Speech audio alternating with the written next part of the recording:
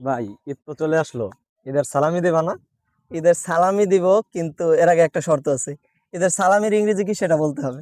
ঈদের সালামির ইংরেজি আমি তো জানি না। তাহলে কেমনে? সমস্যা নাই, আমি বড় ভাই ইংলিশ ম্যান আছি। ঈদের সালামির ইংরেজিও বলে দিচ্ছি, পাশাপাশি সালামিও দিচ্ছি। তো বন্ধুরা, আপনারাও যারা ঈদের সালামির ইংরেজি কি সেটা জানেন না, জেনে রাখেন। আমি আমার ছোট ভাইকে 100 টাকা সালামি দিব, এবং পাশাপাশি আমার ছোট ভাইকে শিখিয়ে দিচ্ছি যে ঈদের সালামির ইংরেজি কি। ঈদের সালামির ইংরেজি কি আপনারা অনেকভাবে বলতে পারেন, কিন্তু যেটা সবচেয়ে বেশি প্রচলিত সেটা হচ্ছে ঈদি। ঈদি, অথবা আপনারা বলতে পারেন ঈদ গিফট, অথবা বলতে পারেন ঈদ মানি। এই তিনটার মাধ্যমে আপনারা বলতে পারেন, কিন্তু সবচেয়ে বেশি ব্যবহার হয় ঈদি। তো কি ব্রাদার, ঈদ, ইদি। ঈদের সালামির ইংরেজি কি? ঈদ। ঈদি। তো আপনি যদি বলতে চান যে এই ঈদে আমি অনেক সালামি পেয়েছি, তাহলে বলতে পারেন I got a lot of Eidi in this Eid.